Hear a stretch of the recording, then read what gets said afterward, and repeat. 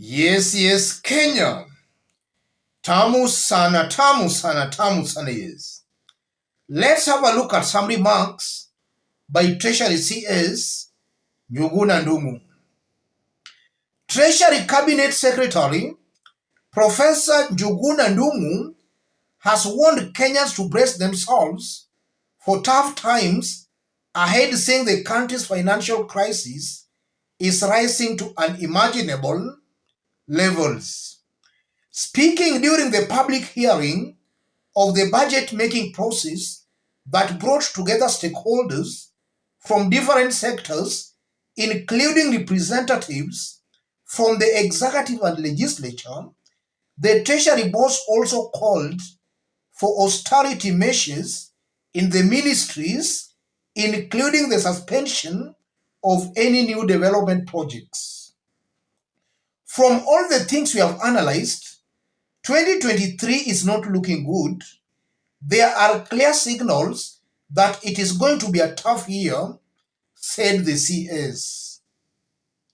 And then he continues, 2023-2024 medium term will be revenue collection so that we bring on board additional revenue, he said.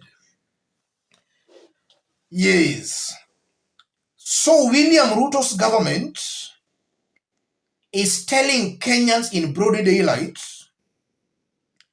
that things are going to be tough. In this video, I want us to dig deep into this story to understand what it means politically. If you are watching us for the very first time, subscribe, give this video a like. Yes. That's an admission by William Ruto's government that Ruto might not deliver. So the question begs, why is Ruto not resigning? Because it's clear he will not deliver. Why are members of parliament not pushing for the impeachment of William Samoei Ruto? Because it's clear he will not deliver. Listening to those remarks, I'm seeing a William Ruto's government that is very clueless. They don't know on how to address or to solve the economic challenges Kenyans are going through. That comes out very, very clearly. And that goes on to confirm that William Ruto and his team were not ready to form the government.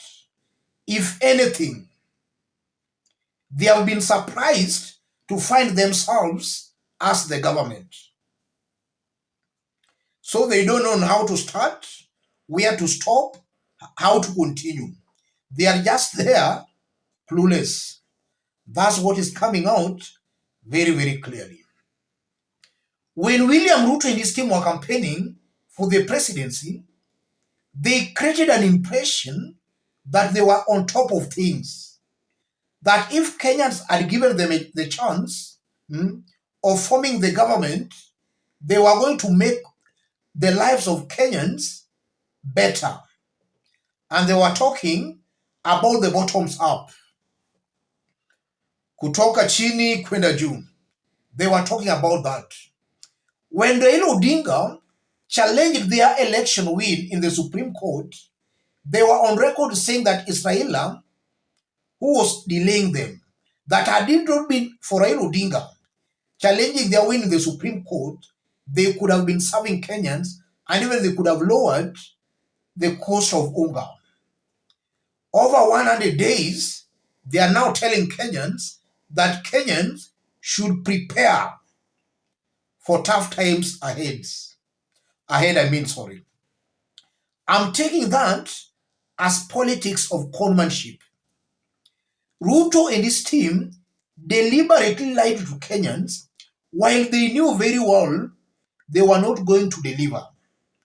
I'm taking that as if they deliberately lied to Kenyans, knowing fully well they were not up to the task. And that's why I believe Ruto and his team should actually be impeached. Hmm? They are failing. They should actually be impeached. And as to why Ruto is not resigning, it all boils down to integrity. In Britain, when Boris Johnson could not deliver, he had to resign. Upon resigning, Liz Truss came in and she also promised to deliver. When she could not deliver, she resigned. It all boils down to the integrity of a leader. African leaders are not, they are not worth holding public offices.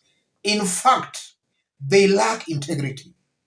A leader knowing fully well he cannot serve the people, he rather die than to resign because they assume that that office is their personal property. A leader, the moment he gets sworn in, he assumes that now that office is his or her own personal property. It boils down to integrity. These are leaders with no integrity at all. They are not fit holding a public office. And that's why I've been maintaining here that that's why Africa cannot develop. The leaders they elect into public offices are not worth holding public offices. That's why going forward, Kenyans should at least look at the integrity of a leader.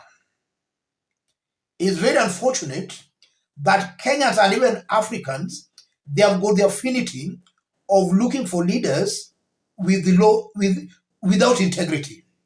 It's high time Africans and even Kenyans vote in leaders with integrity, because I believe there are so many. But it appears Kenyans have got this high affinity of just electing quacks.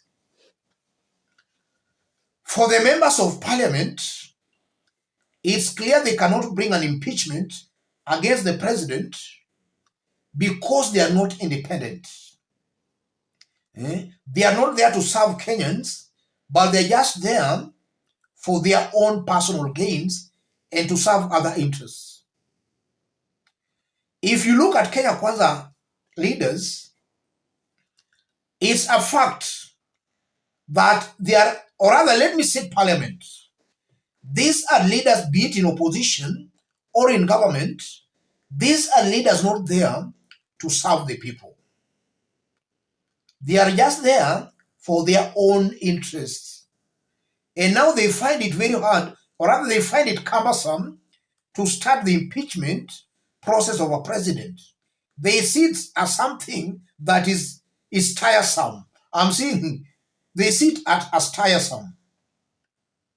A confirmation that they want easy things. They just want easy things. That's not how to serve the people. That's not how to serve the people. As I conclude, the CS is also making it very clear